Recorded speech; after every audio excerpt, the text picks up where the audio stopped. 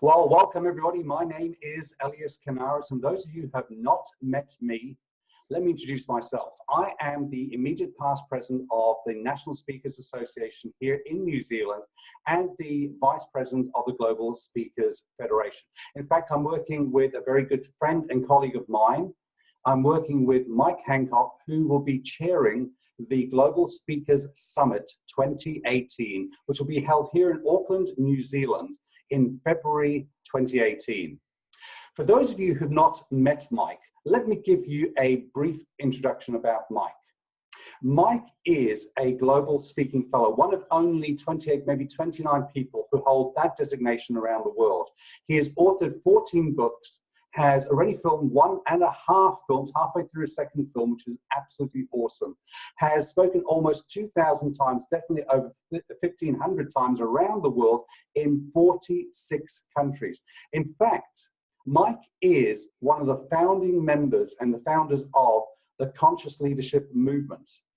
And something that I wasn't aware of until quite recently is that Mike himself was mentioned by President Bill Clinton in press releases that he had involving his philanthropic endeavors in India based around the Clinton Global Initiative. Mike, welcome, and welcome to this brief call. Thank you, Ellis. It's lovely to be here. And hi, everybody. I'm sitting in Clearwater in Florida, as you can tell by my Miami Vice jacket here and the blue curtains at the back. It's very beach. Well, Mike, I'm really pleased to have an opportunity to speak with you. I know that you're traveling all around the world, so time is precious. For me, my journey along the Global Speakers Federation has been an absolutely fantastic one. And when New Zealand was selected to be the host for the upcoming Global Speaking Summit 2018, I was absolutely chuffed when I heard that you had put your hand up to chair the GSS. So question for you, why would you want to chair the Global Speakers Summit? Oh, I don't have enough to do, really, Elias. That's the whole reason I put my hand up. No, actually, I think that the real reason is if I look back at my career in speaking, which started in 2002, but I really joined NSA NZ in 2005. I really think that the Global Speaker Summits around the world that I attended were the things that kicked me to the next level. In fact, they taught me how to run a 7-figure speaking business. They connected me with some of the best from around the world. They gave me much different perspectives than I had in the New Zealand Association, which were great, of course. And it enabled me to do collaborations and also see who the best really were, and gave me a yardstick to want to become one of those best very early on in my career. So I had to be part of it. I have to say that for me, the very first international conference that I attended, speaking conference, was Global Speakers Summit 2013, which was in Vancouver. And during that time, I got to meet some of the best around the world, who now I can truly say I can classify amongst my friends. What for you does the Global Speakers Summit mean? And is it just a networking event, or is it more than just that? In fact, it's far more than a networking event. The networking happens around the event. And, there's some wonderful people, and you do this very well yourself, that when different people come to a country, they sort of grab hold of them and they introduce them to people. And that sort of happens really well. I remember in South Africa in 2009, I was the only New Zealander at the Global Speaking Summit then in Cape Town. And Richard Mulvey, who was the president of SA at the time, is now a very close friend of mine, grabbed me and a whole bunch of other people, Christine Morlaix from France, and I met with her and Frank Vaness and other people, and we just all went out for dinner together. So that sort of the networking side sort of just happens around it. But the event itself, to me, is about putting the thought leaders of the planet in one room, the people who create change in the boardrooms of this world and on the stages of this world in one room, and allowing that magic to happen, that best practice to happen. Because this is an industry, unlike other industries where some people would hope that their competition shrinks, I actually hope our competition expands, because I hope our industry expands. as the personal and professional development industry has expanded into the multi-hundreds of billions of dollars over the last 10 years. Well, I'm really interested to explore that a little bit further if I can.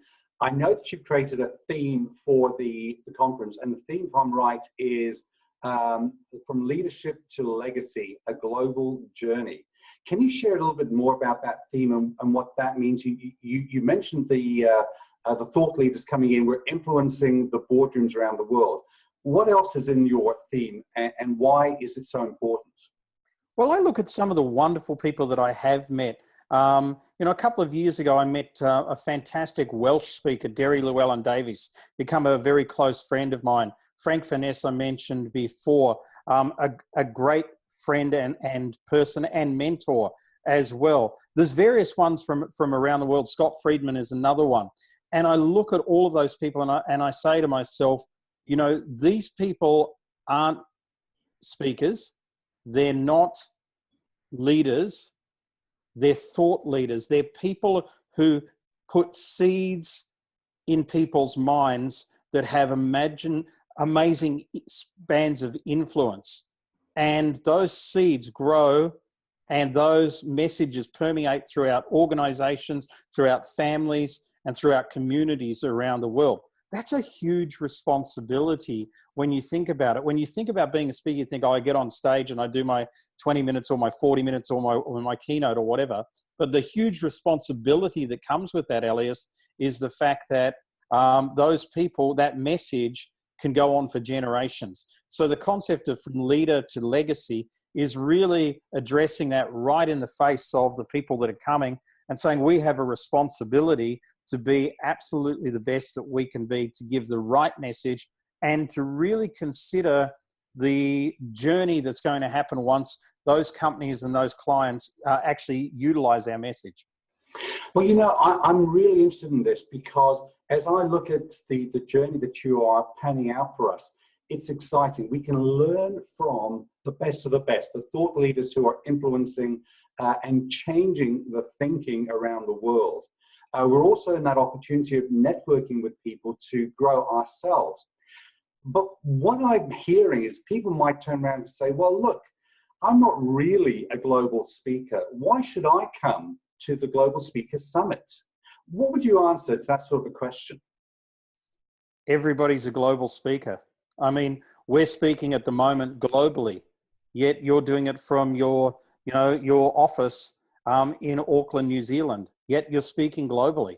And anybody who doesn't think that is the case is going to be left behind in the future, because there are fantastic new speakers now coming out of marginal areas of the planet, out of, the ghettos of Brazil or the back blocks of Nigeria and those places that are actually lighting up world stages now. And they're doing it through technology, cell phone technology.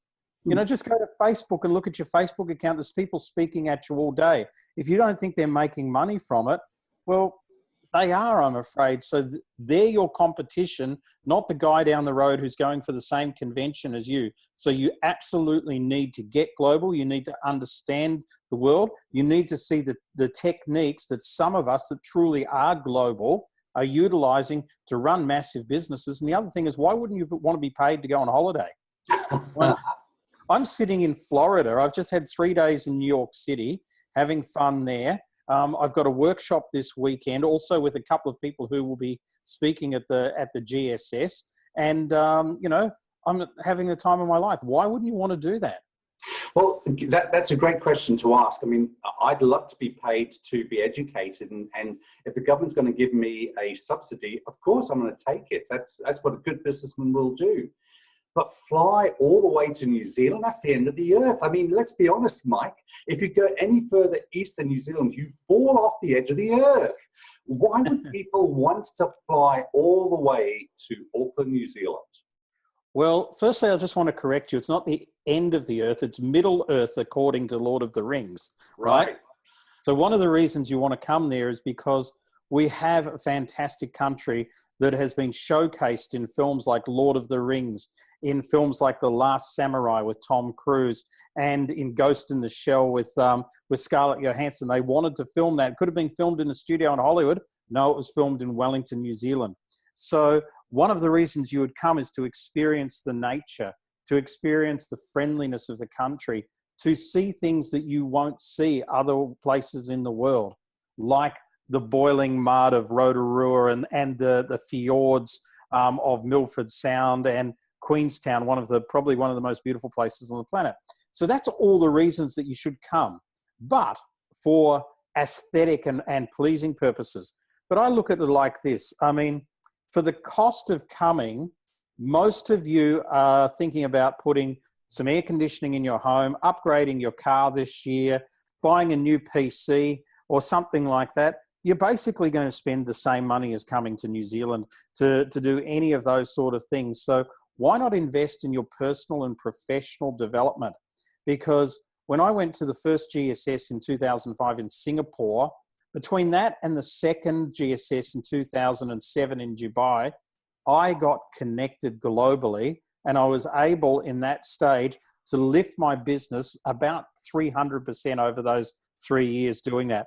And I would say a lot of that actually came from the fact of getting connected, seeing what some of these guys were doing, listening to some of their marketing techniques, some of the ways they're connecting with people, some of the ways they're getting their referrals, and all of that sort of thing. I didn't go there to become a better speaker from stage. That's a byproduct. I went there to learn world-class marketing. And just one thing there is easily going to double your profit from the ticket. And I think if you've got the type of mentality that, oh, it's $5,000 or $3,000 to go to New Zealand for 4 or 5 days, you're not looking at this the right way. And it's probably the number one reason you should come, because your mindset needs a little changing. To work with some of the best in the world for a few days, I couldn't think of anything I'd rather do. Look, I have to agree with you. I've been investing a lot in myself and my business. And that's not because I just like to spend money. It's because I know that I'm either going to be green and growing or ripe and rotting. Unless I'm investing in myself and learning from others, I will soon shrivel up and die. Now, you mentioned, obviously, you know, it's a good investment to come along. And am I right in saying that the Global Speakers Summit is a total of 4 days, up to 4 days? Can Correct. you tell us a little bit more about how people can find out more about the Global Speakers Summit, and more importantly, what their involvement could be within the GSS 2018? And this is the thing, is that we're still looking for speakers. We don't have a speaker cutoff for another couple of months yet. So we would actually love some people there who've got some fantastic topics to come and apply. I've had somebody apply to me who has surveyed and hopes to survey by the time of the summit 800 speakers around the world to tell them in ranking order what their digital footprint is in their marketing platform online. If that's not information worth coming for alone, just to see how that can be ranked and what makes a difference there, I don't know what. So essentially, if you want information, go to gss2018.com. And if you want to speak, then click at the top right of your screen. Your top right's probably there. Click at the top right of your screen and you will see submission to speak. Go and have a look at the list of the topics. There's keynotes there for those people that like to keynote. There's some spots for inspirational keynotes. There's spots for more technical keynotes or keynotes of a nature that would suit the audience. There's workshops for 45 minutes. There's even a workshop there that we haven't decided on that's going to be 3-4 hour workshop there. So there's different time frames. And then there's things that we're calling diamond sessions. So they're the diamond gems which are 20 minutes long, like a TED Talk, 5 major bullet points on a subject. And we're not just covering things like stage mechanics and that sort of thing. We're talking about marketing. We're talking about utilizing LinkedIn. We're talking about writing that book. We're talking about how to close a sale when you get in front of a big money client. We're talking about how to upsell once you get to those clients. We're talking about how to get global. So basically all the how-tos that you ever wanted to know as a speaker are going to be covered in one of the topics there. And you, whoever's listening to this, may be somebody who should be speaking on one of those stages. I think that's great. And I think I'm going to encourage people, as Mike has just said, to go to gss2018.com. And there you'll find all the details about the venue, about the topics. If you go up to the top right-hand corner, as Mike has suggested, you can find information there to submit a proposal for yourself to be a speaker at that event. I want to highly encourage you to go and find that out.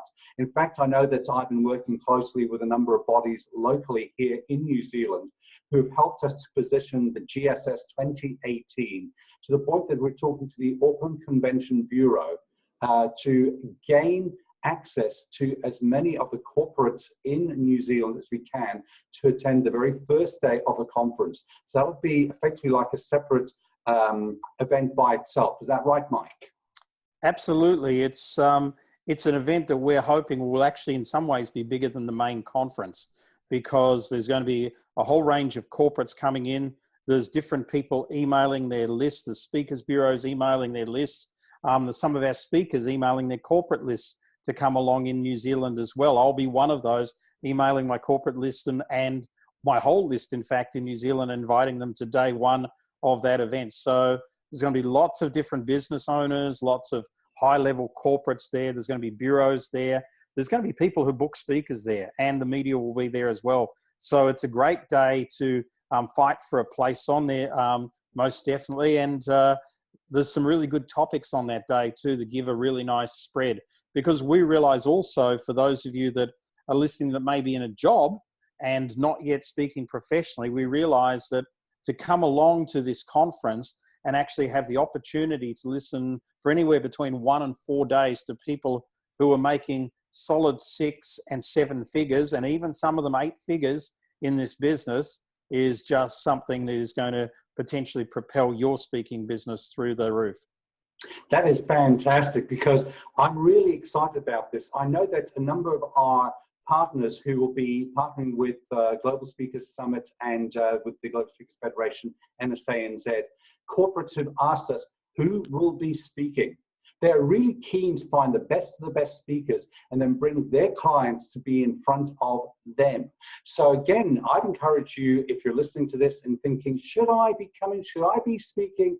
Absolutely. Come along, register yourself to be a potential speaker at gss2018.com, and you will then have that opportunity to expand your brand internationally. Do you have to be the best of the best? Well, we definitely have the best of the best coming through, but not necessarily have to be a current member of the associations held within the Global Speakers Federation. Mike, can you offer us a little bit of a viewpoint why you're keen on inviting people who are not part of our industry to be a speaker? We do have some people already who have put in registrations to speak who are not part of any association, and these people are some of the people who really in their field are very, very well known. So for instance, one of the guys that we've had who's going to put his name down is currently the #1 guy on LinkedIn in the world. Now, he is a speaker. He speaks at conferences all over the world. I spoke to him personally a couple of weeks ago. He has something like 58,000 people following him on LinkedIn, and he's doing amazing things on LinkedIn. That's the exact type of person that we want to have speaking to this audience, because LinkedIn, my friends, is one of your greatest marketing friends in this speaking business. And if you don't know that, then you should be at GSS 2018, because that piece of information alone is more than going to cover your ticket and your costs in the next 1 to 2 months after this.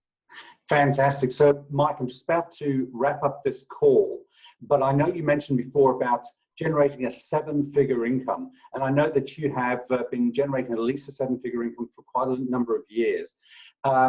You were very kind enough to share with us at NSANZ a keynote, or a workshop, I should say, that detailed how to build a 7-figure income. How much of information like that are you able to share, and in what format for our audience going forward? Okay, well, it's a big question. Firstly, I'd say there is a topic on that, which somebody will be speaking about, not me, but somebody will be speaking about at GSS 2018, which will be fantastic. But I'll give you 2 or 3 little snapshots. #1, it's best if you micro niche. Don't be wide on your topic. Don't be a sales speaker or a leadership speaker. Go deep. Be a sales technology speaker. That's what Frank Furness is. And just Google sales technology, and he's always number one or number two on Google. So he gets a lot of people asking him to speak just because of that. Number two, you won't get there. You may, but you're going to have to work hard if you don't productize. The reason why is because unless you've had something extraordinary happen in your life, which may be bad, or you've climbed a mountain or something like that, you're probably not going to be getting $20,000 or $30,000 a keynote. So on that basis, you may have to do 100 or 150 keynotes a year to make $1 million. But if you productize, you may only need to do 4 to 10 keynotes a year if you productize well. So productization is a key. And there's some people around the world that are productizing to doing, I'm spending 2 days with a couple who have productized an 8-figure business, hoping in the next couple of years it's going to be a 9-figure business through the power of voice, doing approximately 50 talks a year. So to do that. So productization would be number 2, micro niching number 1. And I've got 2 more for you. I'm going to put in a 4th. The third one I would say is you need to be good at marketing. You know, my friend and your friend John Shackleton said this. He said, I'm not a speaker, I'm a marketer who speaks. And so therefore, if you don't like marketing, then you need to get some red hot marketing people that you pay for around you to start getting you out there. You need, and I'm not talking social media, to me that's not marketing. You need different funnels set up. You need different ways to capture people. You need LinkedIn Sales Navigator going on. You need some Google ads. You need a whole range of different marketing processes in there to fill funnels so that the right people in your micro niche can pop out the other end regularly. So those would be my top 3, Elias. And the 4th one to add to that is really giving back. And I think that the best speakers on the planet are the greatest givers.